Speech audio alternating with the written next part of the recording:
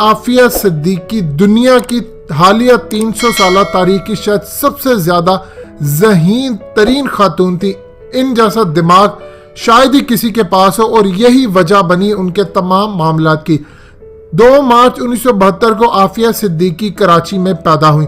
एक बात याद रखिएगा कि आफिया सिद्दीकी न्यूरो साइंटिस्ट थी, न्यूरो सर्जन थी। आफिया ने अमरीकी रिसर्च यूनिवर्सिटी MIT ब्रांडीज यूनिवर्सिटी से तालीम हासिल की।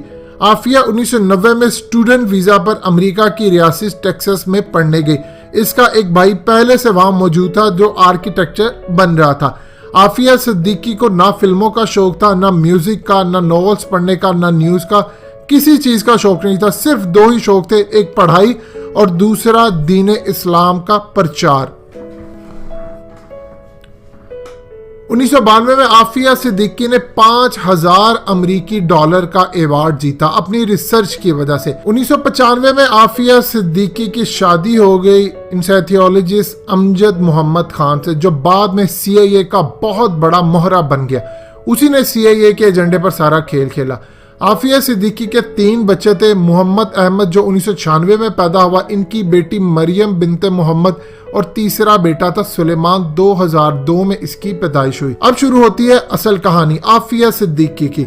आफिया सिद्दीकी एक न्यूरो सर्जन थी, बायोकेमिस्ट्री पर काम कर रही थी। इसकी रिसर्च इतनी जबरदस्ती कि आज तक अमेरिका के बड़े बड़े साइंसदान भी वो रिसर्च तैयार ना कर सके। अमरीकियों को खतरा था कि आफिया सिद्दीकी पाकिस्तान के साथ, इस्लाम के साथ गहरा ताल्लुक रखती हैं और इसकी ये रिसर्च बायोलॉजिकल वेपन्स बनाने के काम आ सकती है। आफिया सिद्दीकी अमेरिका की अफगानिस्तान के जंग के खिलाफ थी। अमेरिका ने बड़ी कोशिश की कि आफिया सिद्दीकी यहूदी ज़ायनिस्ट के एजेंडे पर काम करे मुसलमानों के खिलाफ। आफिया सिद्दीकी ने मुकम्मल इनकार कर दिया। बस यहीं से कहानी शुरू होती है। आफिया सिद्दीकी की थोड़ी सी रिसर्च अमेरिका के हाथ लगी। जाहिर है इसकी प्रैक्टिस सब अमेरिका में थी, तो वहां के साइंसदानों ने FBI को रिपोर्ट दी कि आफिया के पास वो रिसर्च है कि अगर ये अमेरिका के खिलाफ इस्तेमाल हो गई तो अमेरिका की तबाही हो जाएगी, और अगर ये पाकिस्तान के हाथ लगी तो फिर भी अमेरिका की तबाही है। क्योंकि आफिया पाकिस्तान रहना चाहती थी, वो अमेरिका नहीं जाना चाहती थी, वो पाकिस्तान में रहकर काम करना चाहती थी। अमेरिका चाहता था कि ये रिसर्च आफिया सिद्दीकी की उसको मिल जाए, जिससे वो दुनिया को तबाह करने के लिए इस्तेमाल करे। अमेरिका से मुराद इसराइली यहूदी ज़ायनिस्ट जो वहां पर काम कर रहे थे। आफिया सिद्दीकी की 2002 में अपने खावन से तलाक हो गई और आफिया सिद्दीकी को कहा गया FBI ने कि आप काम करें हमारे लिए। जब उन्होंने ना माना तो इसके खावंद को, जो CIA का एजेंट बन चुका था, इसके खिलाफ इस्तेमाल किया। उसके खावंद बयान दिया कि इसका अलकायदा से ताल्लुक था, इसका इसके साथ ताल्लुक था। उसने इल्ज़ाम लगाया कि इसकी अमर अल बलोची से शादी भी हुई है, जो खालिद शेख मोहम्मद का भांजा था, जिसने इसराइली यहूदी ज़ायनिस्ट जो अमेरिका की नेशनैलिटी लेकर सहाफ़ी के रूप में पाकिस्तान आया, डैनियल पर उसको कत्ल किया। लेकिन ये एक मन गढ़ंत कहानी थी, बिल्कुल इसी तरह जिस तरह 9/11 एक बहुत बड़ा ड्रामा था।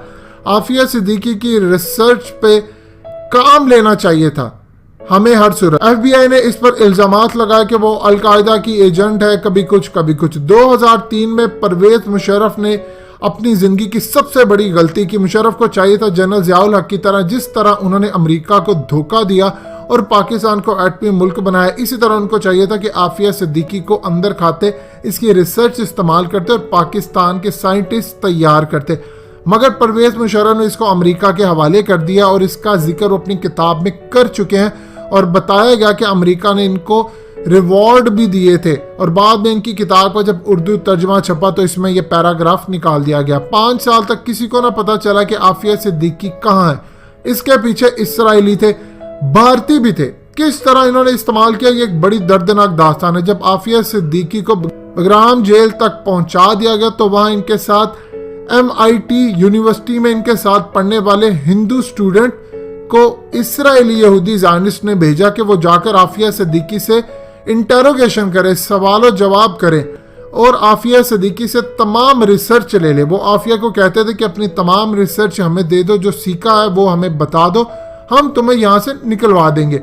ये एक ट्रैप था। उन्होंने इसके बाद आफिया सिद्दीकी को कत्ल कर देना था।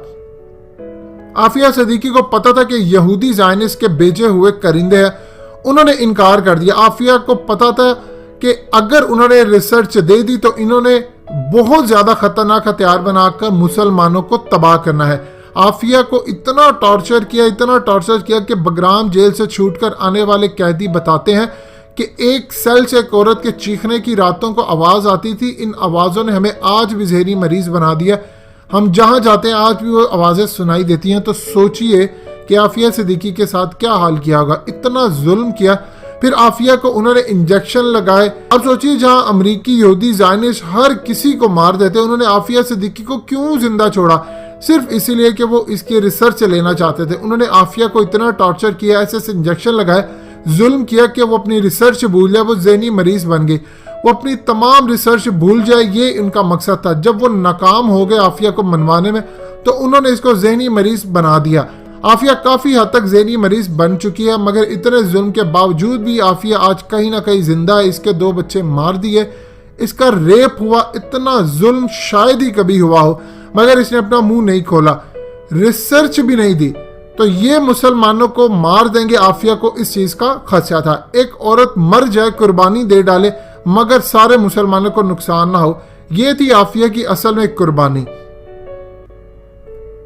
जब ये नाकाम हो गए तो इन्होंने प्लान बनाया कि आफिया पर झूठा फायरिंग का इल्जाम लगाकर इसको अमेरिका ले गए और फ्री मेसन के जजों से इसको सजा दिलवा दी 86 साल की। आफिया सिद्दीकी को मुशर्रफ के खिलाफ नवाज शरीफ जरदारी मीडिया ने खूब कैश कराया।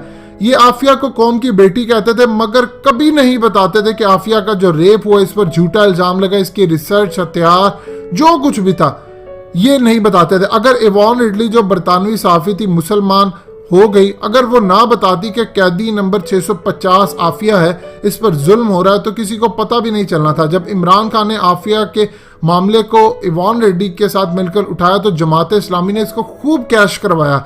नून लीग पीपल्स पार्टी को इस पर सियासत याद आ गई। मीडिया आफिया को पाकिस्तान की फौज के खिलाफ इस्तेमाल करता है, जबकि ये खालिस मुशर्रफ का काम था। अब इसकी आड़ में मीडिया आधा सच बताता रहा कि आफिया सिद्दीकी ये है, आफिया सिद्दीकी को मुशर्रफ ने हवाले किया। ये नहीं बताया कि अमेरिका ने इसके साथ क्या किया और असल मकसद क्या था। नवाज शरीफ जब इक़्तिदार में आया तो ओबामा की तरफ से कहा गया कि अगर पाकिस्तान खत लिखता है तो आफिया सिद्दीकी की जान बख्श भी सकते हैं और इस पर काम भी कर सकते हैं। लेकिन फ्री मेसन, इल्यूमिनाटी, CIA ने बिल्कुल इनकार किया और नवाज शरीफ को मना कर दिया।